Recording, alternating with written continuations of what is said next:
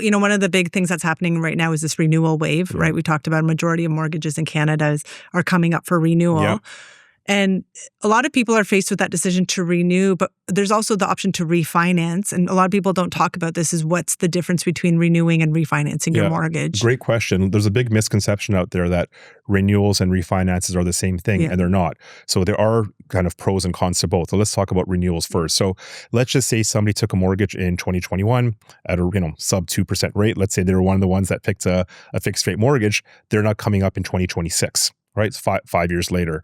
So for people that are renewing, there's no cost, there's no application fee. You're just essentially taking the renewal rates from the lender and signing a piece of paper, and you're moving on. No qualification is needed. So it doesn't matter what your financial situation is, the bank will renew your mortgage. So even if you've lost your job in the meantime, or your house value is dropped, it doesn't matter. They're not reappraising your house. It doesn't matter. It's irrelevant. Okay. However, you are bound to your contractual obligation on the amortization, meaning if you took a 25-year mortgage and you're now 5 years into it, your new mortgage is going to be a 20-year term. If you took a 30-year mortgage, you're 5 years into it, you're now taking a 25-year mortgage. So if you are renewing, yes, very simple, but you cannot go through increasing the amortization unless that would be a refinance. So for people just looking for very simple, renew it, they're happy with the rate that they're getting, path of least resistance is definitely a renewal.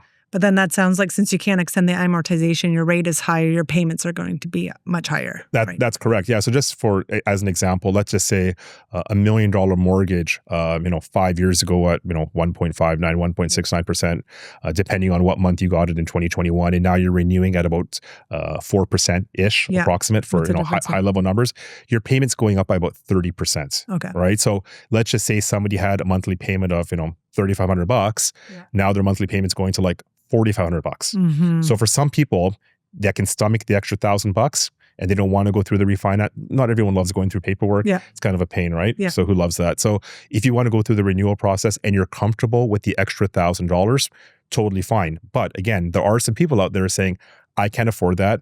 Obviously, the cost of living has gone up a lot, and they want to look at other options like refinancing. So if you do refinance, now it's a brand new application, new income, new application, new appraisal, new legal, everything. It's a brand new process. However, you do have the option now to potentially shop around to a different lender. You're not stuck to your lender, and you can re-amortize back to 30 years.